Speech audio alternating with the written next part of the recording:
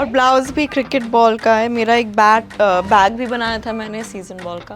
कभी इससे पहले कभी इतना प्रमोशन नहीं किया मैंने, सिवाय धड़क के।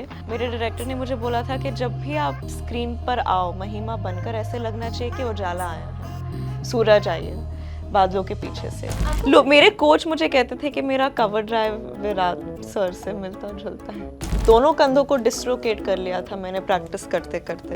अम्मा आती थी स्पोर्ट्स डे पर, मैं ज़मीन पे जो मिट्टी रहता था मैं वो मिट्टी अपने आप पे डालती थी और आके वो बहुत बहुत मेहनत की मैंने मम्मा, और नहीं हो रहा मुझसे। रिसेंटली आपने एक पेंडेंट पहना था जिसने बहुत अटेंशन ग्रैब किया था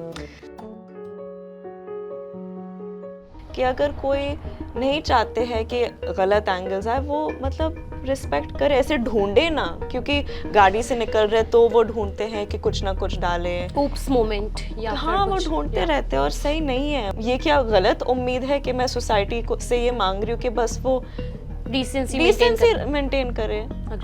इतना क्या सैक्रिफाइस, 5 लाइक कम आ जाएंगे, गलत एंगल मत डालो। रिजल्ट के बारे में मत सोचो, प्रोसेस पे फोकस करो, रिजल्ट अपने आप आ जाएगा। I take my work very seriously, I don't take myself too seriously. He is the coolest father. पापा मुझे ड्रामची बुलाते हैं। ड्रामची। तो हर चीज को लेकर रोना धोना झगड़ा, अजीब अजीब सिर पे तेल लगा के नीचे भाग रही हूँ कुत्तों के पीछे पापा को डांट रही हूँ कि ऐसे क्यों खाना खा रहे। तो मैं ये मेरा चलता है। Hello hi, welcome to ABP. मेरा नाम भावना है और इस वक्त मेरे साथ है Janhvi Kapoor, one and only Janhvi Kapoor. Janhvi, आप बहुत ही जोश और खरोश के साथ मिस्टर एंड मिसेस माही का प्रमोशन कर रही हैं। हम आपकी साड़ी में भी देख सकते हैं बॉल्स बने हुए हैं, आई थिंक। हाँ, और ब्लाउज भी क्रिकेट बॉल का है। मेरा एक बैग भी बनाया था मैंने सीजन बॉल का। सीरियसली? हाँ। जब आप वोट देने गए थे ना, तब भी हमने देखा कि आपके दुपट्टे में भी I think song mention lyrics, था। हाँ, यस, सॉन्ग लिखे मेंशन थे था। मैंने। सो कितना एक्साइटेड है आप मिस्टर एंड मिसेस माही को लेकर? बहुत एक्साइटेड, जैसे कि आप देख सकते हैं। आई डोंट थिंक मैंने किसी भी फिल्म की प्रमोशन ऐसे की है इससे पहले। इनफैक्ट फिल्म शूटिंग तक मुझे बहुत मज़ा आता है। मैं मेरे काम को जानती हूँ, वो पूरे प्रोसेस में मैं जोश लगा के ईमानदारी से काम करती हूँ। लेकिन हर एक फिल्म के प्रमोशन के वक्त मैं डर जाती हूँ, क्योंकि मुझे ज़्यादा बात करना पसंद नहीं, ज़्यादा दिखना इतना पसंद नहीं। तो प्रमोशन में थोड़ी, मैं ये नहीं कहूँगी कि आलसी हो जाती हूँ, लेकिन सोशल एंजाइटी हिट करती है। सोशल एंजाइटी भी नहीं, बस मुझे लगता है कि खुद कोई अपना ढंडोरा कैसे पीटे अपने काम का, तो मैं बस चुप हो जाती हूँ। या कभी इससे पहले कभी इतना प्रमोशन नहीं किया मैंने, सिवाय धड़क के। और धड़क के टाइम पे भी ईशान मेरे साथ था, तो मैं उसी को बात करने देती थी, मैं चुपचाप कोने में बैठी रहती थी। लेकिन अभी आई थिंक ये फिल्म मेरे करियर के लिए, हम सब के लिए इतनी स्पेशल है, और मेरा ये मानना है कि इतनी खूबसूरत और ज़रूरी फिल्म है ये। इसका जो मैसेज है, तो मैं धूमधाम से जोश लगा के मेरे पर्सनालिटी से बाहर निकल के प्रमोट करने की कोशिश कर रही हूँ। यू नो व्हाट, अभी इस इंटरव्यू में हम आगे आपकी पर्सनालिटी के बारे में भी बात करेंगे। I have some questions, but अभी फिलहाल मिस्टर एंड मिसेस माही के बारे में बात करते हैं। मिस्टर एंड मिसेस माही भी क्रिकेट पर बेस्ड है, समवेयर वो क्रिकेट वाला फील है उसमें। एंड क्रिकेट की जब बात होती है तो बहुत सारी मूवीज़ दिमाग में आती है, स्पोर्ट्स की जब बात होती है तो बहुत सारी मूवीज़ दिमाग में आती हैं, और चक दे इंडिया कहीं ना कहीं आ जाता है सामने। तो क्या इससे भी वही उसी टाइप की एक्सपेक्टेशन है, लाइक जैसे धोनी रिलीज़ हुई या चक दे इंडिया रिलीज़ हुई? देखिए, चक दे, ये सारे फिल्म्स क्लासिक फिल्म्स हैं। लगान भी, उसमें भी क्रिकेट था। लेकिन मैं एक चीज़ कहना चाहूँगी कि हमारी फिल्म एक स्पोर्ट्स फिल्म नहीं है, एक क्रिकेट फिल्म नहीं है। इनफैक्ट अगर आप क्रिकेट को फिल्म से हटा दें तो इतना कुछ बदलता नहीं है। क्रिकेट के जगह सिंगिंग भी हो सकता था, डांस भी हो सकता था, कुछ भी हो सकता था। हमारे निर्देशक क्रिकेट के बहुत दीवाने हैं। लेकिन ये कहानी है सपनों के बारे में, रिश्तों के बारे में, पति पत्नी के बारे में। आम जिंदगी में इतनी बार होता है कि आपका एक सपना होता है, लेकिन उसको पूरा करने में जो हिम्मत लगती है, जो फैमिली का सपोर्ट लगता है, वो नहीं मिलता आपको, तो आप वो सपने के पीछे नहीं भाग पाते। तो ये उन लोगों की कहानी है, बाप बेटे की कहानी है। कैसे चाहे आप जितना भी देख लो ज़िंदगी में, अचीव कर लो ना कर लो, जितने भी बड़े हो जाओ, आपको वो पिताजी का अप्रूवल, वैलिडेशन तो चाहिए ही होता है। तो वो उन चीज़ की कहानी है, कैसे एक पति अपने पत्नी को सपोर्ट करता है, उसकी आंखें खोलता है, और कैसे एक लड़की के लिए वो बहुत बार होता है ज़िंदगी में कि एजेंसी एक चीज़ होती है महिलाओं में जो कि ज़्यादातर नहीं होता है, कि हमें पता नहीं कि हम वी कैन बी ओपिनियनेटेड, हम हमारी आवाज़ को यूज़ कर सकते हैं, हमारे सपने क्या है, हम उनके पीछे भाग सकते हैं। तो ये इन सारी चीज़ों की कहानी है। आपका रोल बहुत जैसे आप हो, मुझे लगता है उससे बहुत हट के होता है। जैसे बवाल में भी जो आपका एक रोल था, एक वाइफ का रोल था, और उसमें भी आप थोड़ा सा, क्या उसी टाइप का कुछ हमें देखने को मिलेगा? नहीं, आई थिंक बवाल में मैं आज ही सोच रही थी उसके बारे में, क्योंकि दोनों राइटर्स सेम है फिल्म के। बवाल में काफ़ी सेमी सी थी निशा, जो कि मेरे किरदार का नाम था, बहुत ही मैच्योर थी, बहुत ही एक पेंसिव थी, मेलंकोलिक थी। लेकिन महिमा का जो कैरेक्टर ब्रीफ है कि हाँ वो बहुत भोली है, वो अपने सपनों को ठीक तरह से पहचान नहीं पाई है, क्योंकि उसे कभी वो क्षमता नहीं दी गई थी कि वो अपने आवाज़ को इस्तेमाल करे, अपने ख्वाबों को पूरा करे। वो दूसरों की धुन पे ज़िंदगी जीती रहती है, लेकिन बहुत खुश है। मेरे डायरेक्टर ने मुझे बोला था कि जब भी आप स्क्रीन पर आओ महिमा बनकर, ऐसे लगना चाहिए कि उजाला आया है, सूरज आई है बादलों के पीछे से। तो वही कोशिश रही है। तो काफ़ी हंसमुख कैरेक्टर है, पॉजिटिव कैरेक्टर है, और वो जिस तरह की प्रॉब्लमैटिक मैरिज में मेरे बवाल की कैरेक्टर थी, वो उस सिचुएशन में तो नहीं, उस हद तक तो नहीं है। ओके अभी बीच में आपने एक लाइन यूज़ की, फादर का वैलिडेशन आप कितने भी बड़े हो जाओ ज़रूरी होता है। रियल लाइफ में भी ऐसा होता है? 100%, 100%। लेकिन पापा मुझे वैलिडेशन बहुत आसानी से दे देते। हाँ, उन्होंने बोला था I am a very cool father. Recently मैंने उनका इंटरव्यू किया था, he said I am very cool father. He is the coolest father. Okay अच्छा, इस मिस्टर एंड मिसेस माही में आपने सूर्य कुमार यादव का स्कूप शॉट आई जी। थिंक प्रैक्टिस किया है। तो ऐसे कुछ एक शॉट्स आप बता सकते हैं, जैसे धोनी का कौन सा शॉट फेमस है? फेमस, उनका तो हर शॉट फेमस है। नो, इट्स लाइक एक शॉट जो सिग्नेचर शॉट होता है। Helicopter. Yes. Helicopter. And Virat का? Cover drive. Oh yes. Rohit Sharma? Switch hit या पुल शॉट? Pull shot. अरे Yes. मेरे सारे फेवरेट शॉट्स है ये। बट आपको लोग, मेरे कोच मुझे कहते थे कि मेरा कवर ड्राइव विराट सर से मिलता जुलता है, मेरा फॉर्म। नाइस। अच्छा, so basically you took proper coaching and training and proper 2 साल के लिए दोनों कंधों को डिसलोकेट कर लिया था मैंने प्रैक्टिस करते करते। बाप रे। सो एज अ किड हर बंदा होता है, कोई स्पोर्टी होता है, कोई कल्चरल एक्टिविटीज में मैं बहुत बिल्कुल स्पॉटी नहीं थी। टॉम बॉयिश और समथिंग? कुछ नहीं, मैं इतनी मतलब स्पॉटी का जो ऑपोजिट होता है मैं वो एक्सट्रीम पे थी। मैं स्कूल के स्पोर्ट्स डे पे जाती थी, इतनी आलसी थी मैं। स्पोर्ट्स को लेके कोई दिलचस्पी नहीं थी कि मम्मा आती थी स्पोर्ट्स डे पर, मैं ज़मीन पे जो मिट्टी रहता था मैं वो मिट्टी अपने आप पे डालती थी और आके वो बहुत बहुत मेहनत की मैंने मम्मा, और नहीं हो रहा मुझसे।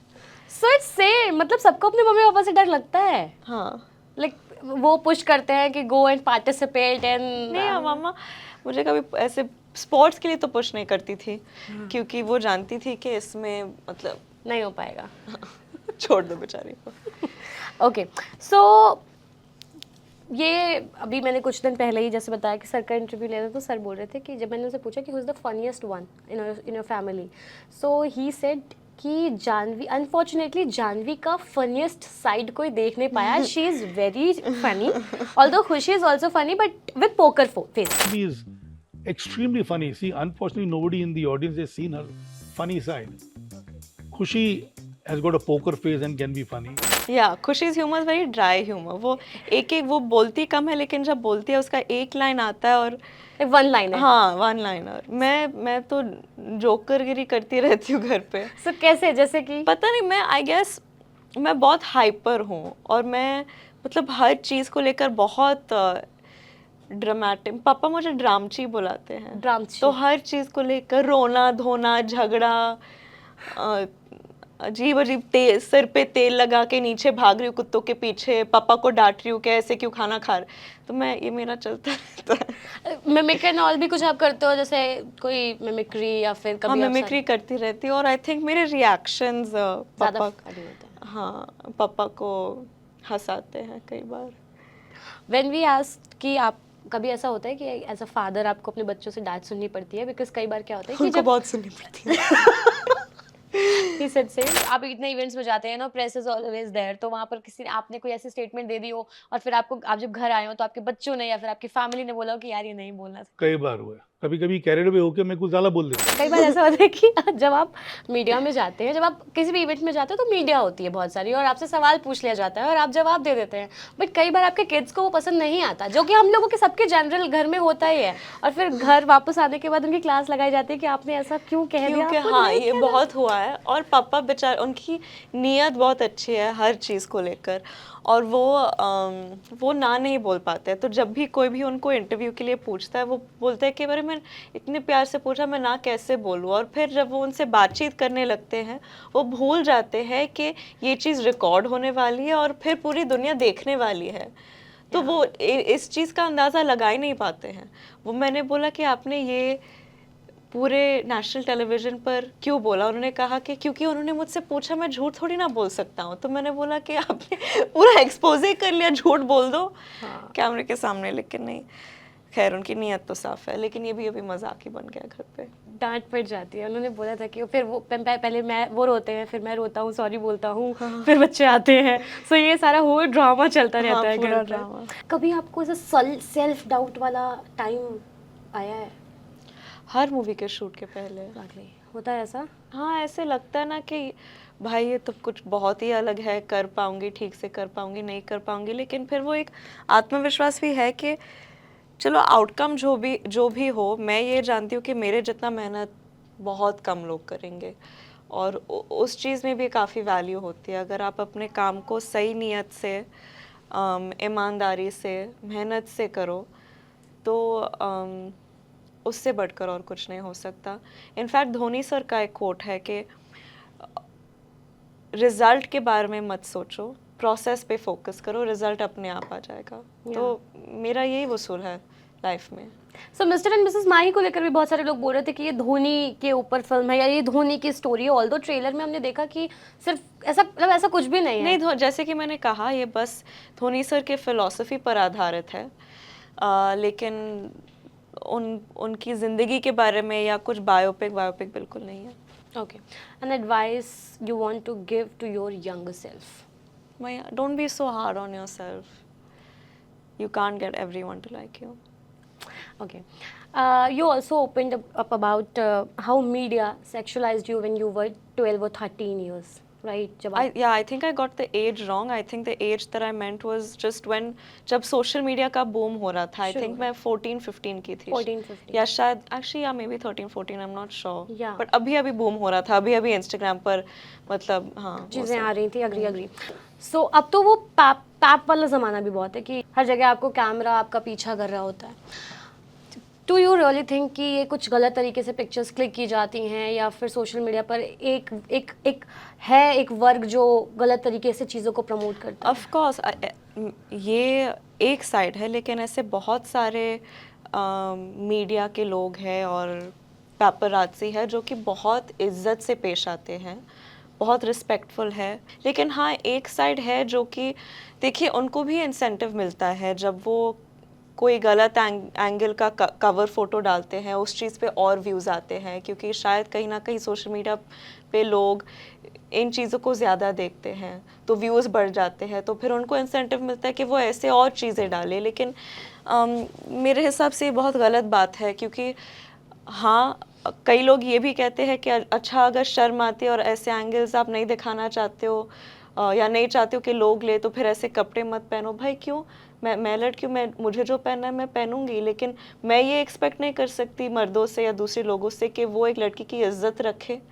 कि उससे जो पहनना है पहने दो, हम इज्जत से पेश आएंगे, गलत एंगल नहीं लेंगे। ये बेसिक डिसेंसी होती है ना। मैं मेरी फ्रीडम को क्यों मतलब रोक लूँ क्योंकि वो लोग अपने मॉरल गाइडलाइंस को फॉलो नहीं कर पाते। तो ये मुझे आर्ग्यूमेंट ही बहुत सोशली इनकरेक्ट और एंटी फेमिनिस्ट, सेक्सिस्ट लगता है। तो हाँ, वो आई होप ये बदलाव आए हमारे इंडस्ट्री में, जहाँ वो लोगों की इज्जत लड़कियों की इज्जत करने लगे।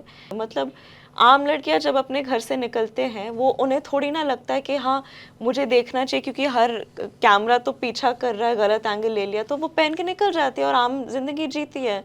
लेकिन हमारे लिए थोड़ा अलग होता है और मैं ये चीज़ से बिल्कुल सहमत नहीं हूँ कि मुझे इस चीज़ को दिमाग में रख के मुझे मेरा ड्रेसिंग बदलना है। ये क्या गलत उम्मीद है कि मैं सोसाइटी को से ये मांग रही हूँ कि बस वो डिसेंसी मेंटेन करे। अग्री। इतना क्या सैक्रिफाइस, 5 लाइक कम आ जाएंगे, गलत एंगल मत डालो। खैर, सोशल मीडिया पर बहुत से ऐसे लोग होते हैं जो बहुत फेक होते हैं। एक्चुअली समवेयर आई फील कि हम सभी होते हैं, बिकॉज हम मेंटली कहीं ना कहीं किसी ट्रॉमा से भी गुजर रहे हैं, बट हम अपनी गुड पिक्चर्स पोस्ट करते हैं, हंसती हुई पिक्चर्स पोस्ट करते हैं। आपको क्या लगता है कि एक्चुअली सोशल मीडिया पर हम फेक होते हैं?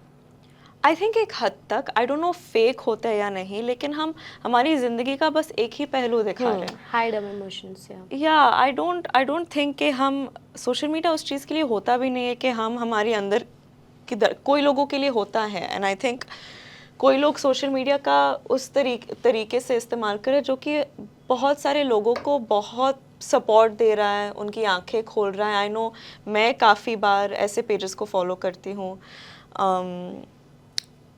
लेकिन हाँ, मैं इतना सोचती नहीं हूँ ऑनेस्टली सोशल मीडिया के बारे में। मेरे काम के लिए मैं उसे इस्तेमाल करती हूँ। कई कबार जब ऐसे लगता है कि बहुत अच्छी पिक्चर ले ली है मैंने, तो डाल देती हूँ बस। And what about social media trolling? जब भी कोई भी पिक्चर पोस्ट करोगे आप, whether it is in sari, whether it, मतलब वट एवर यू पोस्ट, कोई ना कोई लोग आकर के कुछ गलीज बात बोलते ही हैं, डाउन द लाइन बात बोलते ही हैं।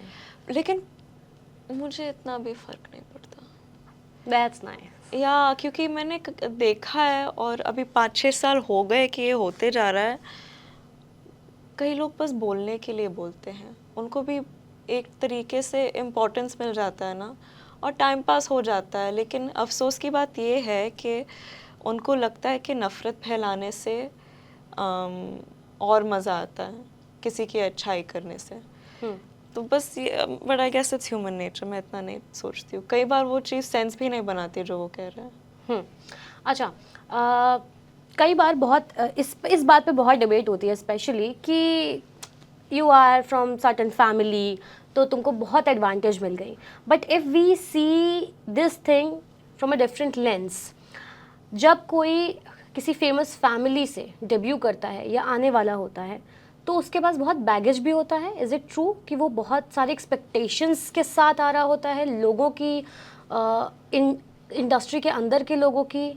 Plus of course I don't think, देखिए there two sides to every coin. मैं बस मेरे एक्सपीरियंस के बारे में बात कर सकती हूँ क्योंकि मैं और कुछ जानती नहीं हूँ। ऑफ कोर्स हम दोनों चीज़ों को कंपेयर नहीं कर सकते कि हमारे साइड का जर्नी और मुश्किल है या वो ज़्यादा मुश्किल है। फ़र्क ये है कि हमें शायद आसानी से मौके मिलते हैं, लेकिन इसका प्राइस ये है कि हमें वो मौका नहीं मिलता है कि हम लोगों को सरप्राइज़ कर पाएँ। क्योंकि लोग पहले से हमारे बारे में बहुत कुछ जानते हैं, और बी, वो हर काम को इस नज़रिए से देखते हैं कि इसको तो ये मौका आसानी से मिला है, बहुत सारा एक्सपोजर है, बहुत मदद मिला होगा इससे, तो वो एक स्क्रूटनी के नज़रिए से देखते हैं कि क्या सही हो रहा है, क्या गलत हो रहा है, क्या हर चीज़ को हमें वो प्रिविलेज या वो लग्जरी नहीं मिलता कि हम आके कुछ भी करके लोगों को सरप्राइज़ कर सकते हैं, जो कि शायद वो दूसरे साइड के लोगों को छूट ज़्यादा मिलती है वैसे।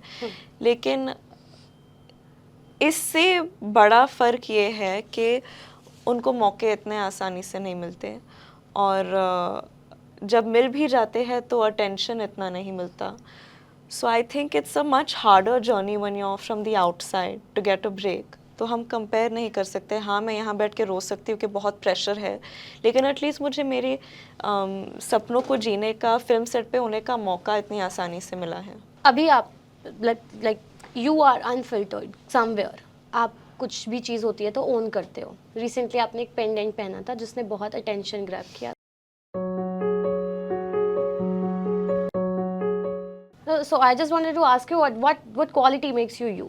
What quality makes me me? Yes, the one quality which I think that I take my work very seriously. I don't take myself too seriously. I'm like, yeah, I think I'm pretty simple like that. Simple, okay. One movie जो आप करना चाहती हैं Shri ma'am की, जो जिसका remake बने and you want I don't think मुझे या किसी और इंसान को या एक्टर को उनकी कोई भी फिल्म करनी चाहिए। रियली? या सो सर सेड कि मिस्टर इंडिया 2 बन सकती है, so actually we were expecting कि हो सकता है कि उसमें आप दिखो या ऐसा कुछ।